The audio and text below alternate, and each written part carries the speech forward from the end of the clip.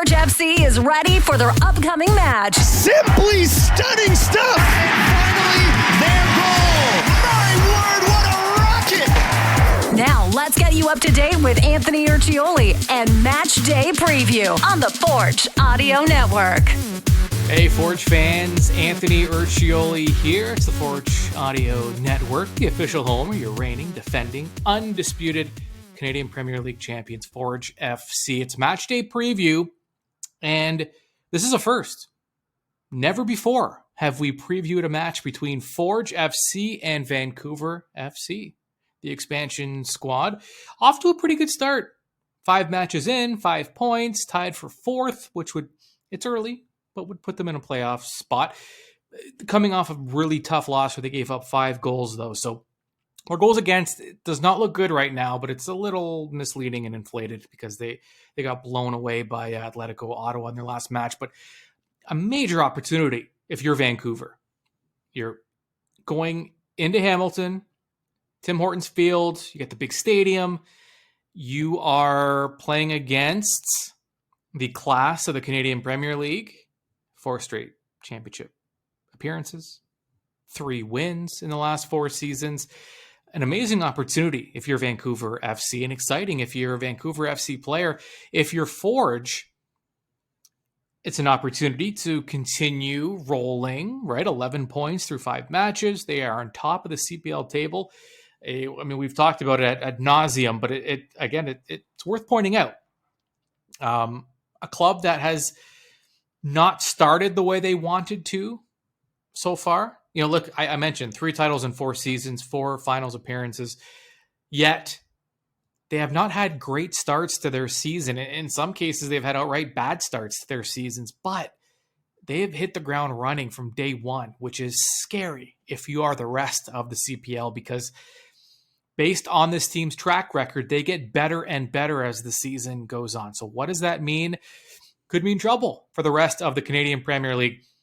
Forge, though, coming off, 3 straight wins, pair of draws before that. They've not lost yet this season. I'm not even going to knock on wood because I'm not superstitious, but so far so good for Forge FC. But we know what we're getting with Forge. What are we getting with Vancouver? That's the question here. And to help us, Mitchell Tierney, analyst, CanPL.ca, joins us to giving the lowdown on the brand new expansion club, Vancouver FC. Well, up until the last match, I said you could have expected a side that was, very tactically disciplined, defensively solid, with, a couple of players who can really hurt you going the other way offensively. But obviously, that went out the window a little bit with I guess it's hard to say uncharacteristic performance when you've only seen, 5 or 6 performances from a side, but with one that was certainly an outlier with what's happened so far. But I think we can lean more towards, they're going to be well organized. They play well defensively. We'll see who they have in their lineup. Obviously, they'll be missing Rocco Romeo, who is a very key player for them at the back through suspension for this game. So that's going to be something to watch out for. But otherwise, I think that you can expect them to be tough to break down. And like I said, with guys like Sandoval and Hundal going the other way, they're always capable of hurting you on the counterattack. Yeah, I know it's early, but Hundal for Vancouver, he has scored 75% of their goals to this point this season. So he is their guy, the guy that's driven things on offense. Give us kind of the lowdown on him. I know he's from Brampton. I know he came up through the the TFC program. What are we looking at here? What can we expect from Hundal? Yeah, I mean, a player who, like you said, spent some time with the Toronto FC Academy, spent some time with the youth national teams as well. So a solid pedigree there. Prior to this was with Inter Miami's second team, actually, and did quite well there in USL League One, I think it was, before jumping into, obviously, MLS Next as it became last year. So a player who scored a lot of goals, wherever he's gone. Maybe hasn't made that top step yet, but certainly one of the players in terms of attackers in this league who has shown to be incredibly dangerous and just solid at getting in those good positions. Maybe somewhat similar from a Forge perspective to a Woobens in terms of how he plays. Maybe a little bit less dynamic, but a lot of similar stuff there. Yeah, another interesting storyline then is Hundal versus this Forge. Not just the back line. I mean, it'll be interesting to see. He's going to see a lot. Hundal as an attacker, you can't really hide attackers like Hundal, so he's going to have to go up against Mandrakar James. It could be Ashinoti Janssen. It could be Hojab Rapport playing midfield. Either way, he's going to get a heavy dose of Forge's best defenders, and there are guys that can match up against anybody. But is that kind of something you're looking at? It seems like kind of an exciting matchup for Hundal to face some of these very strong defenders on Forge FC. Yeah, one of the other storylines to watch too, though, is who can get him the ball, because two of those key playmakers for Vancouver left the game early and late in the game this past weekend against Ottawa. That being Caden Chung, who's been converted into a midfielder and has been a very key guy in terms of progressing the ball, and Gabby Bitar, who's really been the heartbeat of their offense in terms of setting up chances. So that's going to be a real question, and we haven't had the chance to talk to Afshin Gotbi about that quite yet. That'll happen tomorrow. So we'll have a little more information then, but that'll be something I'm watching for. But yeah, certainly, I mean, it's going to be a tough player for Forge to deal with, and someone who they're always going to have to, they like to play that, defensive while having possession kind of style. And that's going to be their guy to kind of always keep an eye on and be like, okay, where is Hundal on the pitch, even when they have the ball?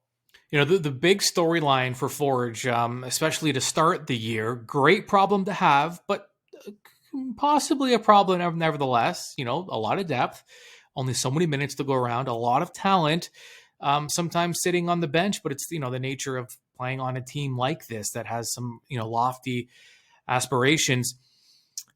Your assessment of Forge and head coach Bobby Smirniotis and how he's handled his lineup and how he's kind of spread out the minutes so far.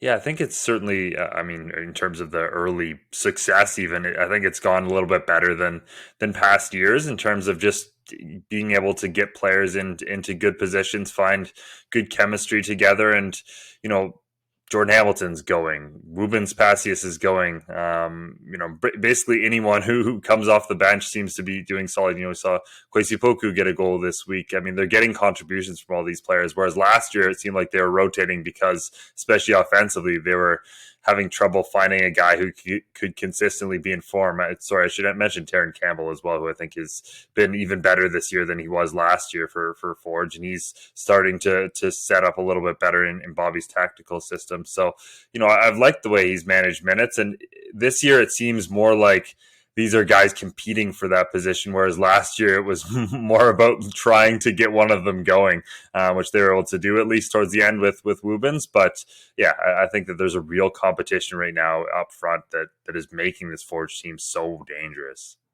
One guy who has not shown up on the score sheet, but has maybe been, let's say, one of the best players for Forge FC in terms of just driving play, driving the offense, being dynamic, Tristan Borges.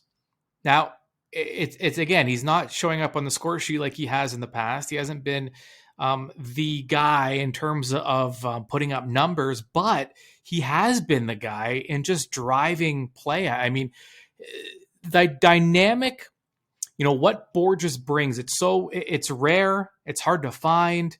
He's creating, but again, his name isn't necessarily showing up on the score sheet. But your assessment of Tristan Borges and the season he's had to this point. It's a great observation. And I think one of the main ways is just the way he, is more active defensively, pressuring situations, winning balls back high up the field in ways that we maybe haven't seen in past years. Also, his fearlessness to dribble at players, and that creates opening for other players up the field in different situations like that. I mean, he's consistently going into battles, be that with the ball or without the ball, and not shying away from those tough positions this season. So, I think that those have been two ways that have really seen progression in his game. And again, those aren't the flashy ways, like you said, that maybe he's done in the past, but the workman-like ways that have made him such an integral part to this team. So while he's not scoring and while he's maybe not assisting at the clip you would expect, this has been an excellent season from Tristan Borges so far. And there's a lot to like about, what he's done and how successful that's going to make Forge if he can keep this up. I wonder about the Vancouver mindset going into this match. Are they looking at it as an opportunity? Is it exciting? They're playing Forge, their first ever game, in Hamilton, Tim Hortons Field. You got the big stadium. You're looking up, you're seeing all the championships Forge have won.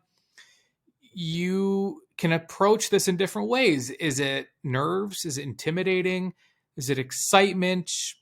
Try your best to kind of get into the minds here of Vancouver and its staff. And how do you think they're approaching this matchup against Forge? Yeah, I'd hope from their perspective it's excitement, because I don't think they have much to lose. They've already picked up a solid amount of points to start this season. They're in and around that. Obviously it's way too early to talk about the playoff bubble, but they're not falling behind by any means. They have 5 points, and again, they've only played twice at home, so I think there's a lot of potential points still on the table for them. So, I think this is one where they just come in, they get to test themselves against, the club that has been the standard setter in this league so far in terms of results. So it's an excellent opportunity there for them, I think. All right. And Forge fans, you can be part of history. This is the first time Forge is playing Vancouver, the first time Vancouver's playing in Hamilton. You can be there to see it live. What better way to spend a Friday night, 7 o'clock kickoff, Tim Hortons Field, forgefc.ca/tickets. Now you may be asking, what does Forge have to do to secure 3 points in this match? I got great news for you. I'm going to give you 3 keys that will help catapult Forge FC to victory. Key number 1 for Forge FC. Hunker down on Hundal. Sean Singh Hundal. So far, yes, it's early. You heard me talking to Mitchell about it. But he is responsible for 75% of Vancouver's offense this season. Yes, 3 of Vancouver's 4 goals through 5 matches. So as Vancouver searches for an identity in their inaugural season, Forge needs to make sure Hundal doesn't appear on the score sheet. Maybe Vancouver has other guys that can step up and score goals, but force them to figure it out. Don't help them. Until they show they can balance their scoring out, the Forge backline, the midfielders need to make life miserable for the Brampton native Hundal. Key number 2 for Forge FC. You've heard us stop the presses, right? We're going to start the presses. This is new territory for Vancouver. Expansion Club making their first ever trip to Hamilton to face the league juggernauts. You expect Vancouver to battle some nerves, especially early. Ball gets kicked off. Forge needs to be in their opponents' faces, employing that high-intensity pressing game, disrupting Vancouver's builds, forcing turnovers in Vancouver's defensive third, maintaining a high work rate and pressing collectively as a team, putting pressure on Vancouver and creating some scoring opportunities that way. So start the presses, key number 2. Key number 3 for Forge FC. Clinical finish. Forge scored 3 goals in their last match, a win. The win over Valor. Coach Bobby Smirniotis said after the match that his club should have had more.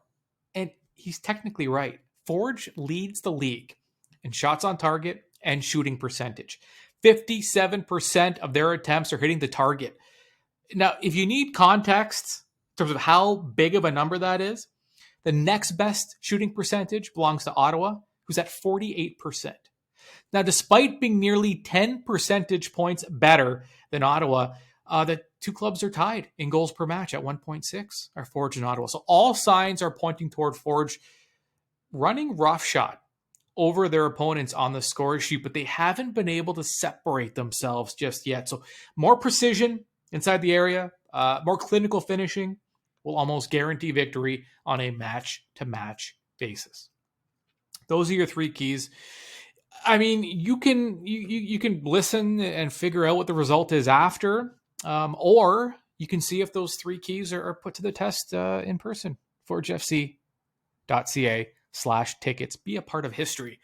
Vancouver's first ever trip to Tim Hortons Field. Okay, I'm going to be there, and I hope to see you there.